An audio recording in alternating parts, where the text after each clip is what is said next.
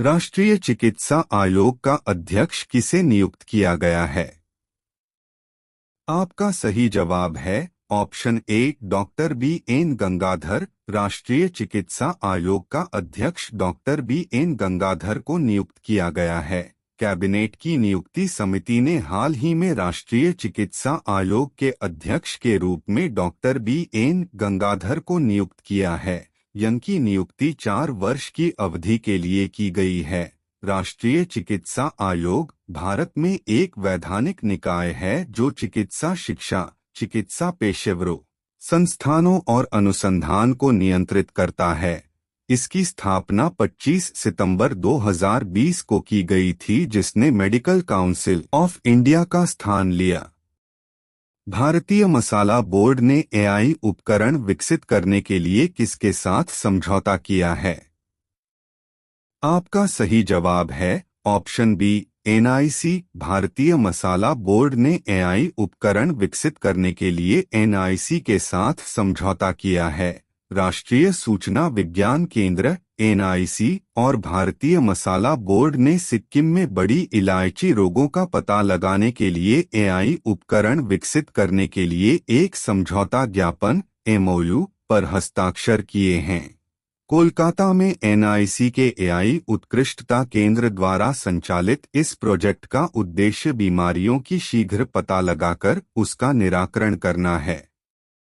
Shanghai सहयोग संगठन शिखर सम्मेलन 2024 का आयोजन कहाँ किया जा रहा है? आपका सही जवाब है ऑप्शन सी अस्ताना। शंघाई सहयोग संगठन शिखर सम्मेलन 2024 का आयोजन अस्ताना में किया जा रहा है। विदेश मंत्री डॉक्टर एस जयशंकर कजाखस्तान के अस्ताना में शंघाई सहयोग संगठन एससीओ शिखर सम्मेलन में भारतीय प्रतिनिधिमंडल का नेतृत्व करेंगे। वह एससीओ काउंसिल ऑफ स्टेट्स के प्रमुखों की 24वीं बैठक में प्रधानमंत्री नरेंद्र मोदी का प्रतिनिधित्व कर रहे हैं। भारत ने रुद्रम-1 मिसाइल का सफलतापूर्वक परीक्षण किया। यह किस प्रकार की मारक मिसाइल है? आपका सही जवाब है ऑप्शन बी हवा से सतह। भारत ने रुद्रम-1 मिसाइल का सफलतापूर्वक परीक्षण किया। यह हवा से सतह प्रकार की मारक मिसाइल है।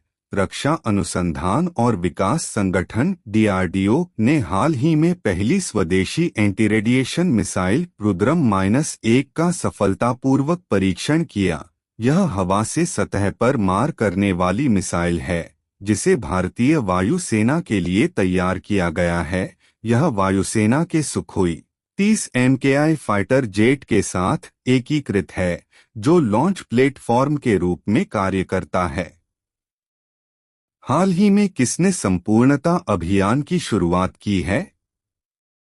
आपका सही जवाब है ऑप्शन सी नीति आयोग। हाल ही में नीति आयोग ने संपूर्णता अभियान की शुरुआत की है। नीति आयोग ने देश भर के आकांक्षी जिलों और आकांक्षी ब्लॉकों में 6 प्रमुख संकेतकों को हासिल करने के प्रयास के लिए 30 सितंबर तक चलने वाले 3 महीने का संपूर्णता अभियान शुरू किया है। यह आकांक्षी जिला कार्यक्रम और आकांक्षी ब्लॉक कार्यक्रम के तहत 112 आकांक्षी जिलों और 500 आकांक्षी ब्लॉकों में शुरू किया गया है। किस बैंक ने 4 आसियान देशों के साथ तेजी से सीमा पार लेनदेन शुरू किया है? आपका सही जवाब है option D RBI. RBI bank ने 4 आसियान देशों के साथ तेजी से सीमा पार लेनदेन शुरू किया है। 4 आसियान देशों के साथ तेजी से सीमा पार लेनदेन के लिए आरबीआई की पहल में कौन सा देश शामिल नहीं है? आपका सही जवाब है ऑप्शन डी म्यांमार। 4 आसियान देशों के साथ तेजी से सीमा पार लेनदेन के लिए आरबीआई की पहल में म्यांमार देश शामिल नहीं है। आरबीआई और आसियान द्वारा तीव्र सीमा पार लेनदेन के लिए शुरू किए गए नए प्लेटफॉर्म का नाम क्या है? आपका सही जवाब है option A project nexus. RBI और आसियान द्वारा तीव्र सीमा पार लेनदेन के लिए शुरू किए गए नए प्लेटफॉर्म का नाम प्रोजेक्ट नेक्सस है। आरबीआई और आसियान का प्रोजेक्ट नेक्सस कब चालू होगा? आपका सही जवाब है ऑप्शन डी 2026। आरबीआई और आसियान का प्रोजेक्ट नेक्सस 2026 में चालू होगा।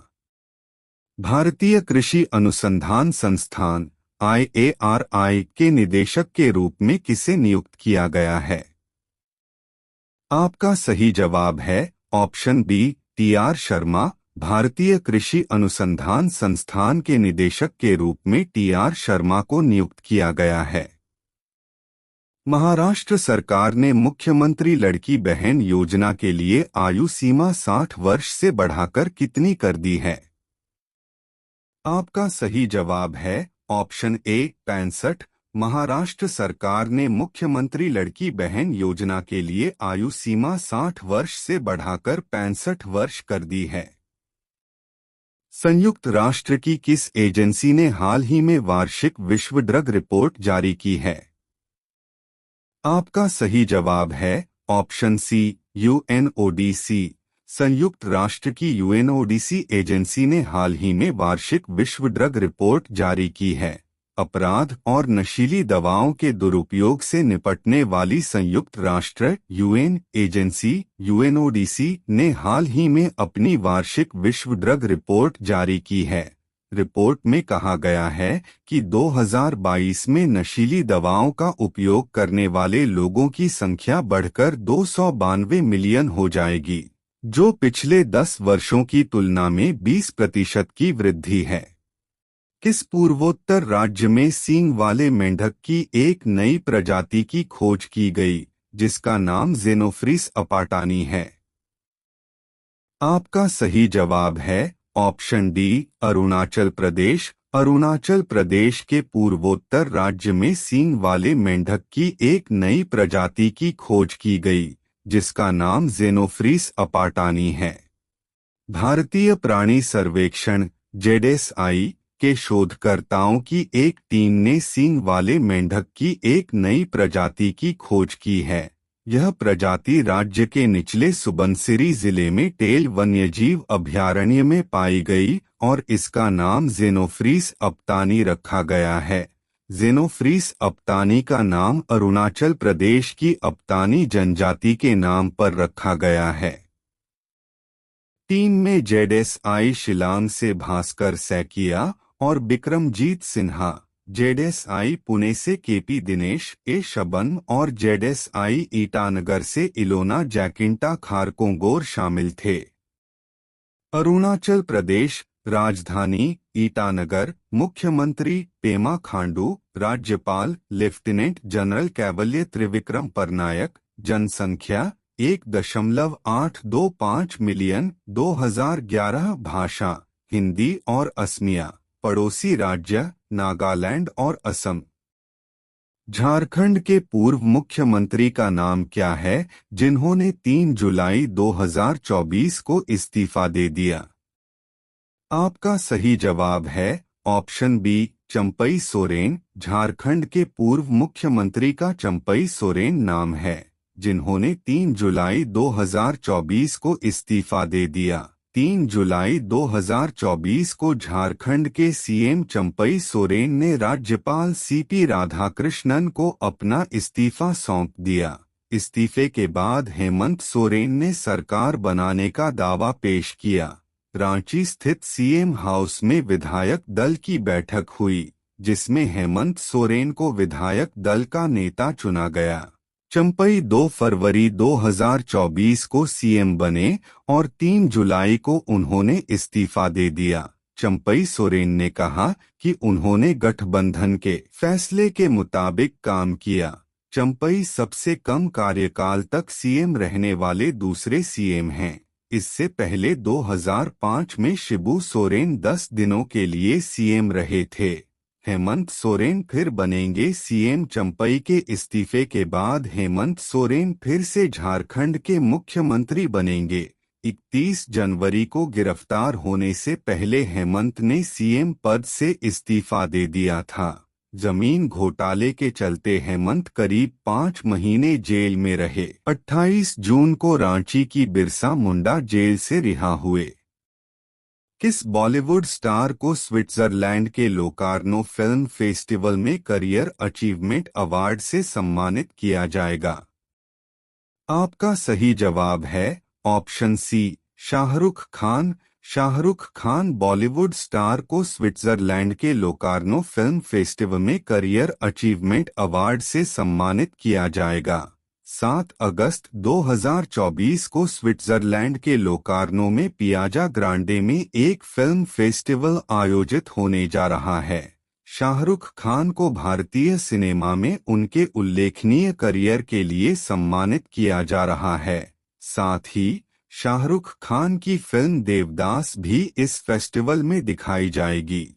फेस्टिवल का समापन 17 अगस्त को होगा। लोकार्नो फिल्म फेस्टिवल के कलात्मक निदेशक जियोना एक नाजारो ने यह जानकारी दी। गुजरात ने वाटर कैपेसिटी स्टोरेज को 11,523 क्यूबिक फीट बढ़ाया।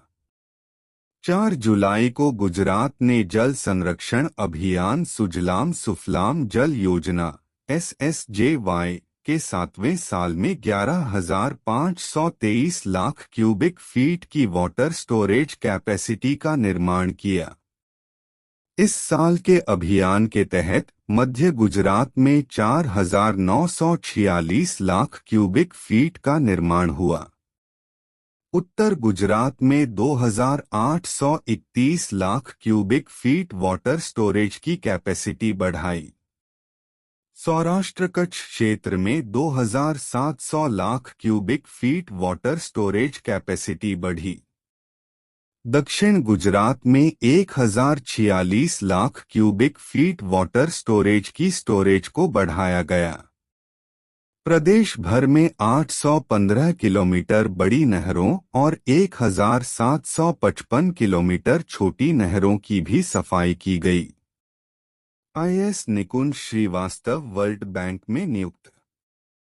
3 जुलाई को केंद्र सरकार ने निकुंज श्रीवास्तव को वर्ल्ड बैंक के एग्जीक्यूटिव डायरेक्टर का सीनियर एडवाइजर नियुक्त किया।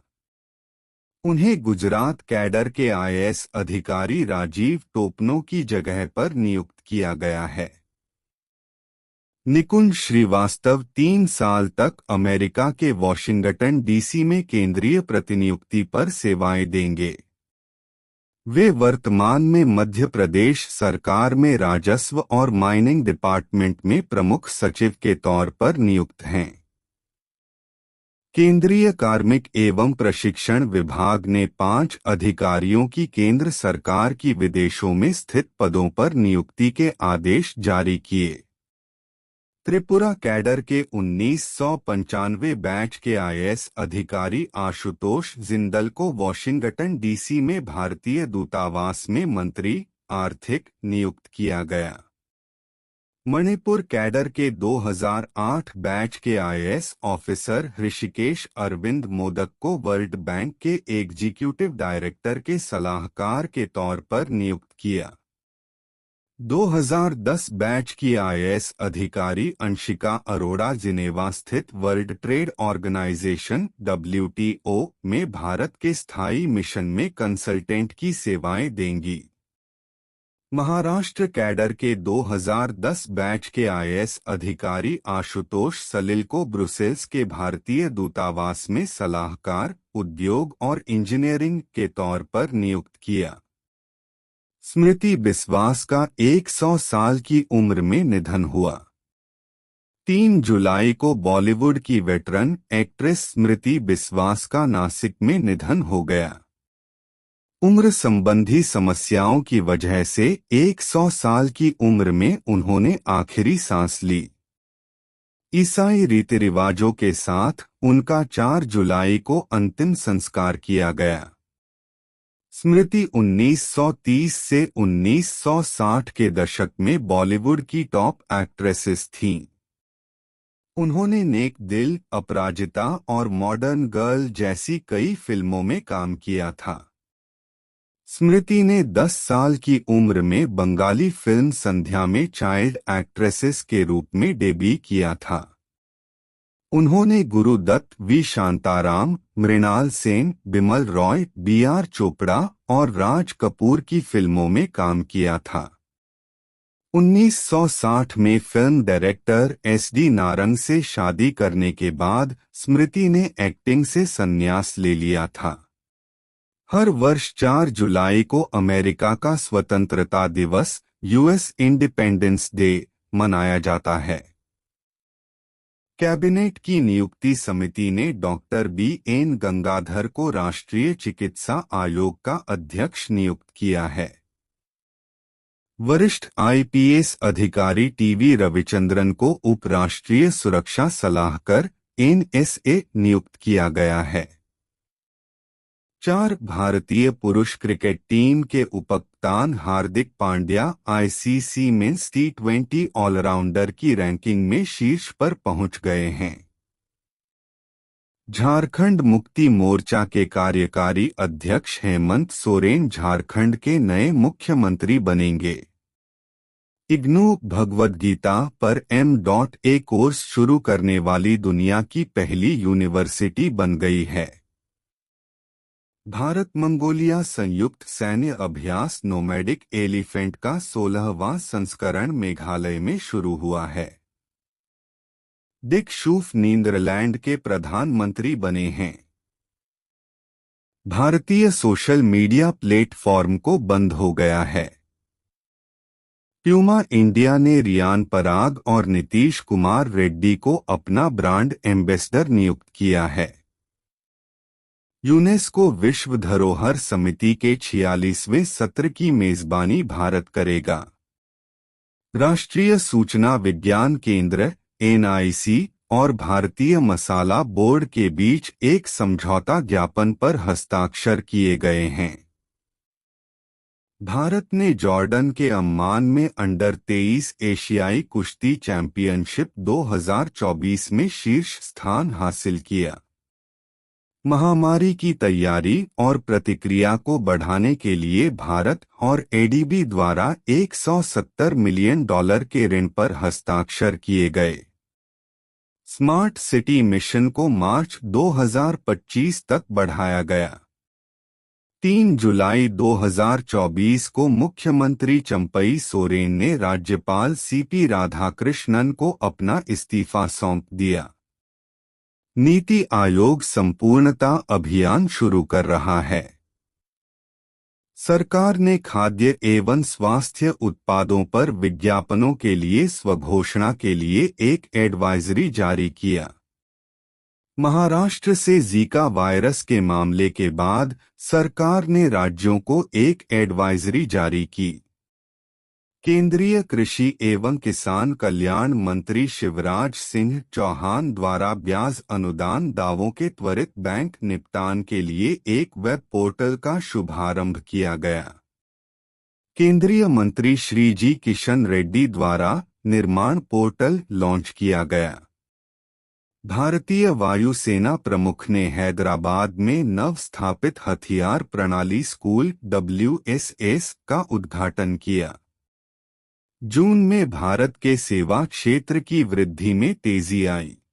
हेलो दोस्तों, अब हम जानेंगे 5 जुलाई 2024 यानी आज का इतिहास। 5 जुलाई को देश दुनिया में होने वाली ऐतिहासिक घटनाओं के बारे में हम आपको इस वीडियो में बताएंगे। 1922 नीदरलैंड में पहली बार आम चुनाव हुए। 1959 इंडोनेशिया में संविधान बहाल किया गया। 1960 मंगोलिया ने संविधान अपनाया। 1968 भारत की पहली पनडुब्बी सोवियत रूस से पहुंची। 1998 टैंक भेदी प्रक्षेपास्त्र नाग का परीक्षण। 1998 महाबलीपुरम में डॉल्फिन सिटी का उद्घाटन। 1811 वेनेजुएला के 7 प्रांतों ने स्पेन के शासन से स्वतंत्रता की घोषणा की। 1935 फ्रैंकलिन डी रूजवेल्ट ने अमेरिका के नेशनल लेबर रिलेशंस कानून पर हस्ताक्षर किए। 1947 भारतीय स्वतंत्रता अधिनियम 1947 को ब्रिटिश संसद में पेश किया गया। इसे 18 जुलाई को ब्रिटिश राजशाही की मंजूरी मिली। 1950 नए कानून के तहत सभी यहूदियों को इस्राएल में रहने की अनुमति दी गई। 1954 बीबीसी ने अपने पहले टीवी समाचार बुलेटिन का प्रसारण किया। 1962 अल्जीरिया 132 साल के फ्रांसीसी शासन से आजाद हुआ। 1994 जेफ बेजोस ने ई-कॉमर्स वेबसाइट अमेज़न की स्थापना की। 2013 इराक की राजधानी बगदाद की एक मस्जिद पर हुए बम हमले में 15 लोगों की मौत। 1658 मुगल शासक औरंगजेब ने अपने बड़े भाई मुराद बख्श को बंदी बनाया। 1977 जनरल मोहम्मद जिया उल हक के नेतृत्व में पाकिस्तानी सेना ने तख्ता पलटकर देश के शासन पर कब्जा किया।